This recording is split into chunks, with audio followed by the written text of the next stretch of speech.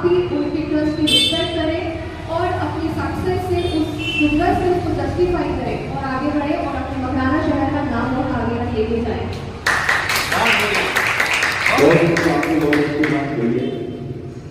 लेकिन आपकी जो एजुकेशन है उसमें चैलेंजेस क्या कहते हैं, उन पे कुछ आप लाइट प्रकाश डालें। जी, जैसे कि मैंने यहाँ से मकराना से RP स्कूल से 12th की, उसके बाद में मैंने देखा कि मुझे LLB करनी है, बट मकराना में उस टाइम पे लॉ कॉलेज नहीं था। तो सबसे पहले था कि मुझे बाहर पढ़ने जाना था, क्योंकि मकराना में नहीं था। तो फिर मैं जयपुर में LLB का कॉलेज में सर्च किया, उसके लिए मैंने मेरे पेरेंट्स को कन्विंस किया, उन्होंने मेरा उसके भी साथ दिया और मैंने जो जयपुर में बिहारी कॉलेज है वहाँ से मैंने लॉ किया। और चैलेंज स्ट्रगल आए, यहाँ से डेली मुझे अप डाउन करना पड़ता था। और जो मेरे जो भाई हैं, जो मेरी मदर है, उन्होंने सपोर्ट किया।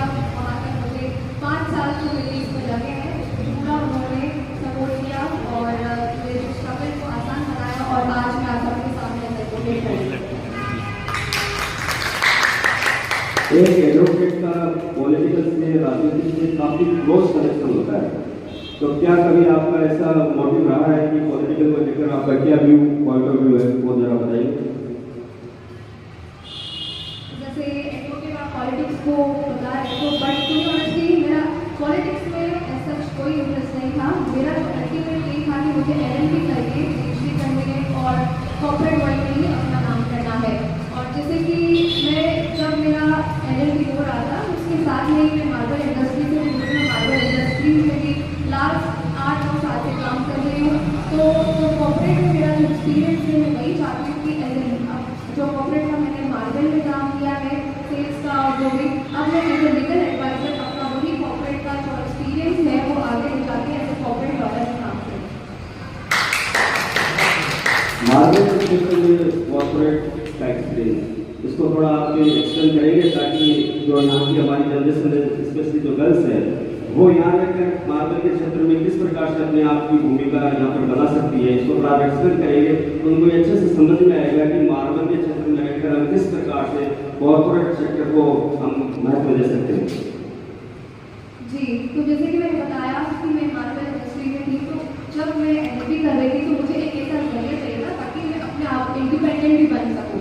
तो मुझे फिर मार्बल इंडस्ट्री में काम करने का मौका मिला। मैं मार्बल की कंपनी से जुड़ी और मैंने अपने साथ में काम किया। मार्बल में कैसे आगे बढ़ सकते हैं, मार्बल को जो हम अभी इंटरनेशनल भी हमारे मार्बल जाता है, एक्सपोर्ट होता है, तो वो सब के मैंने एक्सपीरियंस लिए हैं। और मैं एज काम करते हैं, जैसे मैं मार्बल के ऑनलाइन ऑर्डर्स लेती हूँ और उसमें जो हम क्लाइंट का रीच करते हैं, क्लाइंट की हर एक ऑपरेशन में अगर हमें क्लाइंट को समझना होता है, क्लाइंट की क्वालिटी क्या है, क्लाइंट को कैसे रीच करना है, तो वही जो मेरा एक्सपीरियंस है। लॉ भी एक तरह का प्रोडक्ट है, लेकिन हम हमारी जो लॉ की जो एबिलिटी है, जो लॉ है, जो हमारा उसको हम कैसे आगे का प्रोडक्ट बढ़ा सकते। कॉर्पोरेट में ये चाहती हूँ कि मैं लोगों को एडवाइस करूँ, कुछ कंपनीज है, ऐसे हर बड़ी बड़ी कंपनीज में कॉर्पोरेट वाले की जरूरत होती है, तो वो जो मेरा कम्युनिकेशन है और जो मैंने वहाँ से सेल्स, नेगोशिएशन ये सब सीखा है, वो मैं आगे यूज़ करूँ कॉर्पोरेट वर्ल्ड में। ओके, बिल्कुल, बहुत अच्छा आपने बात बताया। Thank you so much.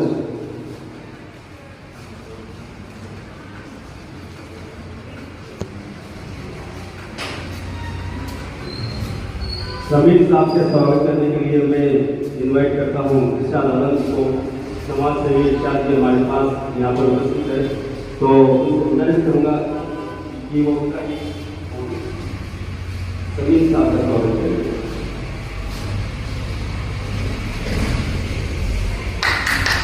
बहुत बढ़िया। और सलामी से भी करूँगा कि सभी और रहमान जी का माल्यार्पण का स्वागत करेंगे, जोरदार तालियों के साथ इस्तेमाल करेंगे। सभी और रहमान का हमारे साथ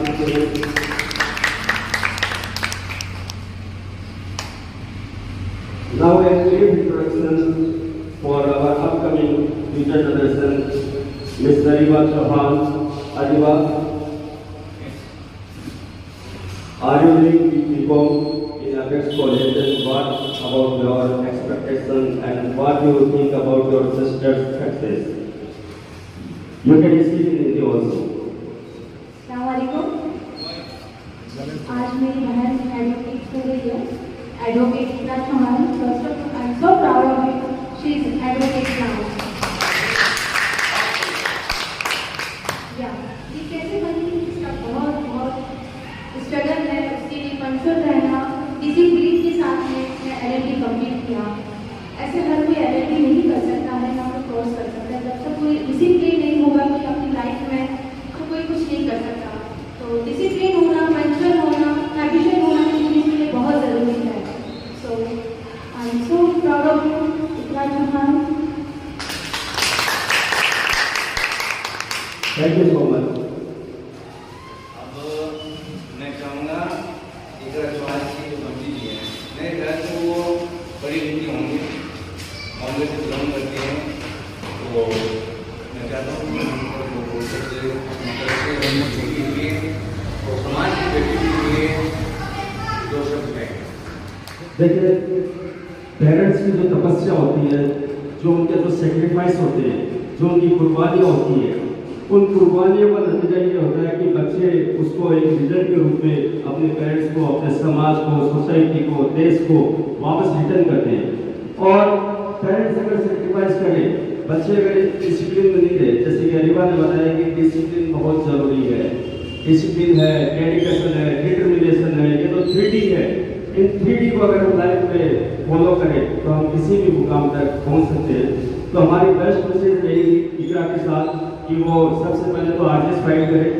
RJS फाइट अगर उसमें इंशाल्लाह हम दुआएं करते हैं कि वो सक्सेस हो, और मकराना तो पहली RJS हमें मिले, ठीक है।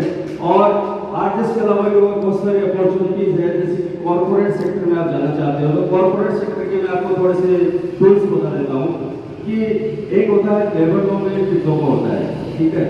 लेबर लॉ, हर एक कॉर्पोरेट सेक्टर के पास लेबर होता है। इंडस्ट्री तभी ग्रो करती है जब उसके पास लेबर होता है। तो लेबर से रिलेटेड इतने सारे इश्यूज होते हैं, इतने सारे मैटर्स होते हैं जिनको कंपनी को हैंडल करने के लिए एडवोकेट्स अपॉइंट करने पड़ते हैं। तो आप जैसे ही आपका भी LLB कंप्लीट हुआ है, आप चाहें तो जब तक कि RJS की आप प्रिपरेशन कर रहे हैं, आप LLB के बाद आप अभी लेबर लॉ के अंदर डिप्लोमा कर सकते हैं। और ये जो डिप्लोमा PG डिप्लोमा होता है, जो आपके राजस्थान यूनिवर्सिटी से करें, राजस्थान की टॉप यूनिवर्सिटी है, नेट ने इसको A ग्रेड का टाइटल दे रखा है। अगर आप राजस्थान यूनिवर्सिटी से करते हैं लेबर लॉ में, तो आपको जो सर्टिफिकेट मिलेगा और उसको आप अपने ऑफिस में लगाएंगे तो वो ऑल इंडिया, थ्राउट इंडिया जो है रिकॉग्नाइजेबल माना जाएगा। एक प्रेस्टीज पॉइंट है, ठीक है। दूसरा, आप अगर टैक्सेशन में डिप्लोमा करते हैं, टैक्सेशन भी एक कॉर्पोरेट सेक्टर के लिए बड़ा ही माइलस्टोन है। टैक्सेशन में आप डिप्लोमा करते हैं तो जितने भी टाइकून्स हैं, जितने भी इंडस्ट्रियलिस्ट हैं, जितने भी औद्योगिक घराने हैं, उनके जो बही खाते हैं, उनके जो बैलेंस शीट्स हैं, उनके जो अकाउंट्स हैं, उनको मैनेज करने का, उनको नए नए आइडियाज बता देगा, उनको फिनांस सिस्टम बता देगा, उनको फिनांस सिस्टम को पूरा जो रोल पड़े वो उसकी सिग्निफिकेंस समझा देगा। आपके पास एक बहुत अच्छा मीडियम हो सकता है, आप उसको ऑनलाइन तरीके से भी वर्क कर सकते हैं, ऑफलाइन तरीके से भी वर्क कर सकते हैं।